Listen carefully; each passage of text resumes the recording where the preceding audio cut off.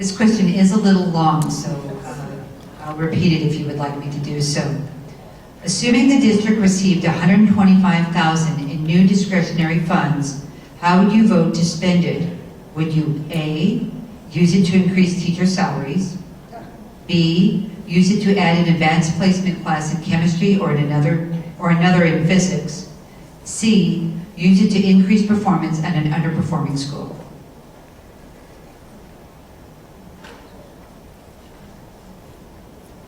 I would take C, that you have to improve performance in the underperforming schools. The reason I say that is that a lot of the underperforming schools are the elementary schools on the north side. And that's where the children receive a foundation for future learning. If they're going to learn how to read, write, do math, science, etc., they need the foundation. If they don't get that foundation, they're not going to be successful later on in intermediate or in the high schools. And so I think that we need to make sure we get a good foundation. If they don't get a good foundation, it does us no good to have AP and honors classes in high school because they won't be able to, meet the challenge up there. So that would be one of the items I would pick. Now, how would I do that? I said earlier, my background's in mental health. I do believe that socioeconomics has a lot to do with children's success in elementary school. And I do feel that the school system is lacking in that area. And so I would use that money to help beef up the Family Resource Center. We recently laid off a number of the primary interventionists that were at that center. I would hire those people back. It was $105,000 that we saved by laying those people off. Those individuals did pre-testing for K through 4th grade to look for behavioral problems in children.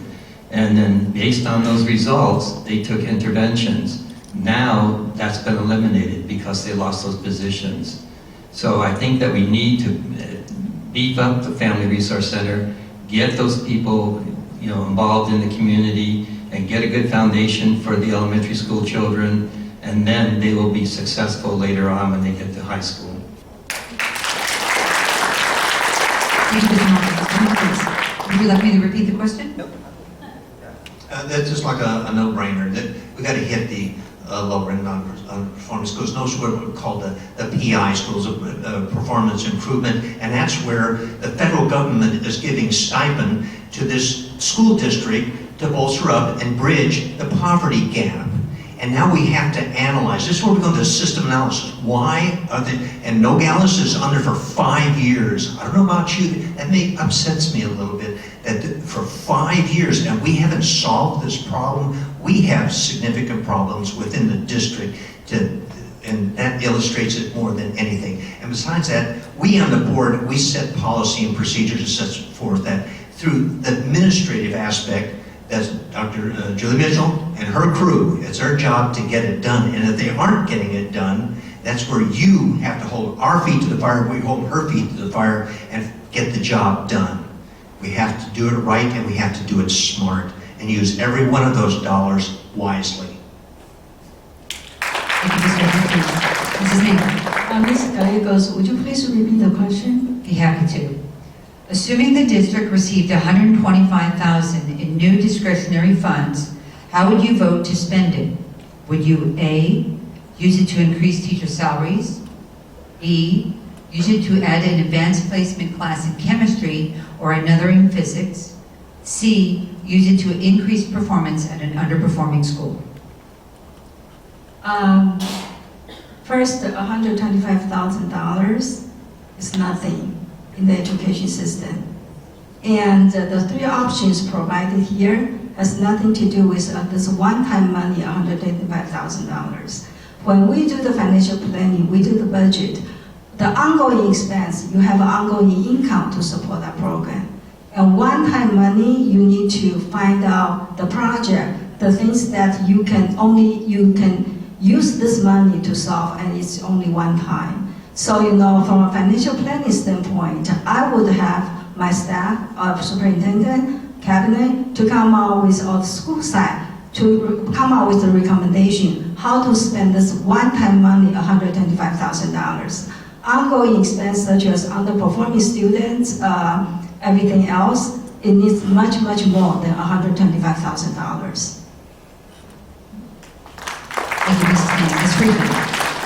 Okay, so first I heard A, I'm a teacher. I know happy teachers make happy students, but I would not vote for A.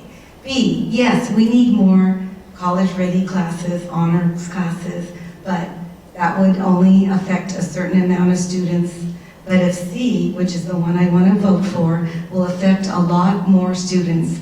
Our money, to me that's a lot of money, our money can be used for a lot of students that need it, whether it's after school programs, whether it's hiring aides, pulling out students to help them to not be low anymore, to help them whatever they need to do in any subject. They need to get higher, and the only way to do that may be in a small group or something like that. We need to help these kids, and I believe the money would do the best with that. And these children can have after-school class, they can have adults work with them as much as possible, and maybe they will be able to go back to the regular classroom and the aide can get some more, and maybe work with a small group or 5 kids to get them back on track and be either average, but of course they would not be below average, and use the money that way. It would be well used that way. Thank you, Ms. Friedman. Mrs. Su. Yes, my choice would be C, obviously, because to create a good community, we need to have good school system. How to increase our community value? By improving our school system. If everyone likes our school system, they will move over. It's not like we're going to lose our students to other school districts. They will come back to us, and more people will come back to us. So, of course, to improve, to help out those schools that's below average is the priority. Thank you. Thank you, Mrs. Su.